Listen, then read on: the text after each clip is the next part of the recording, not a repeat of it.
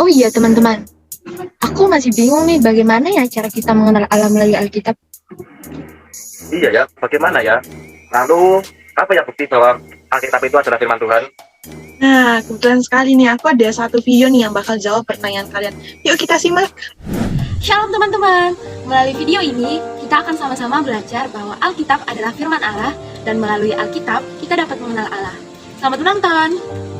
Otoritas Alkitab merupakan sebuah kewenangan atau kekuasaan untuk mengatur totalitas kehidupan manusia secara menyeluruh. Karena Alkitab tidak pernah mengandung kesalahan, melainkan bermanfaat untuk mengajar, menyatakan kesalahan, memperbaiki kelakuan, dan mendidik orang dalam kebenaran. Alkitab merupakan firman Allah yang menjadi satu-satunya kebenaran mutlak yang dituangkan dalam bentuk firman Allah. Firman Allah ini disampaikan Allah kepada orang-orang tertentu, di mana orang-orang tertentu dituntun oleh Roh Kudus dalam menuliskannya. Seperti yang dikatakan dalam 2 Timotius 3 ayat 16-17. Segala tulisan maupun isi Alkitab merupakan tulisan yang telah diilhamkan Allah ataupun didapatkan oleh Allah hingga firman Allah memiliki otoritas tertinggi. Alasan mengapa Alkitab berotoritas. Yang pertama, Alkitab adalah firman yang diilhamkan sebab Alkitab adalah Vox Dei atau suara Allah dan Verbum Dei atau firman Allah. Hal ini dengan jelas mengklaim bahwa Alkitab adalah kebenaran atau firman yang diilhamkan dan dihembuskan oleh Allah. Sebab Alkitab bukan tulisan tangan manusia saja. 2 Timotius 3 ayat 16. Kemudian, kebenaran Alkitab dapat diuji dan keandalan Alkitab yang dapat kita lihat dalam konteks penyelamatan manusia. Dalam kehidupan, setiap kata dan kalimat yang ada di dalam Alkitab tidak ada yang salah dan tidak akan pernah menyesatkan. Bahkan, di dalamnya terdapat larangan-larangan untuk manusia bertindak. Oleh sebab itu, kita harus melakukan sesuatu sesuai dengan kebenaran firman Allah. Karena ketika manusia diperhadapkan dengan pilihan yang salah dan benar, maka manusia harus dapat memilih pilihan yang benar, yang sesuai dengan perkataan yang ada di Alkitab. Sebagai bukti lain yaitu kita dapat melihat berbagai nubuat yang Allah telah firmankan tidak pernah gagal.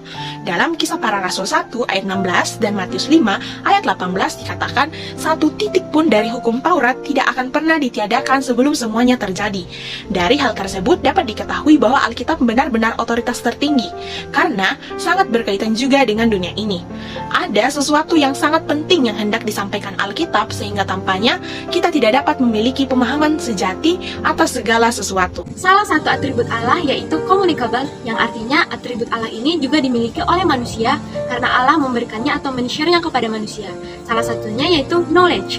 Knowledge, yang berarti bahwa Allah mengetahui dirinya secara sempurna dan mengetahui segala sesuatu, baik yang sederhana dan kompleks.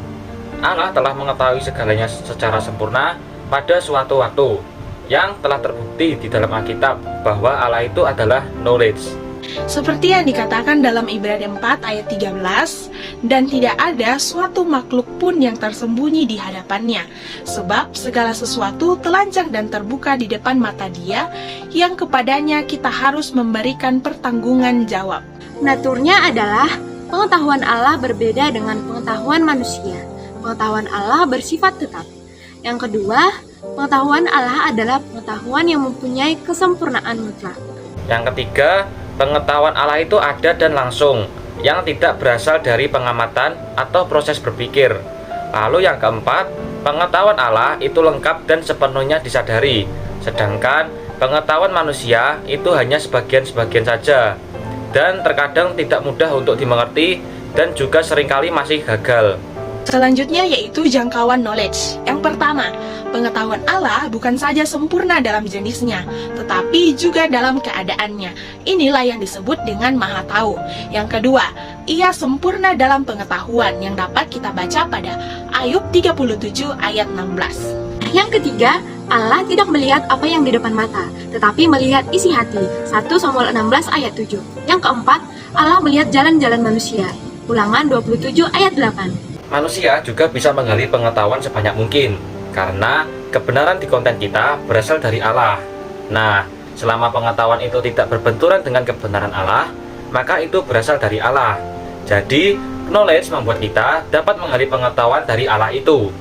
Oleh karena manusia itu sudah diberikan Tuhan knowledge, maka manusia dapat mengenal Allah melalui pengetahuan tersebut dengan terus mengembangkannya.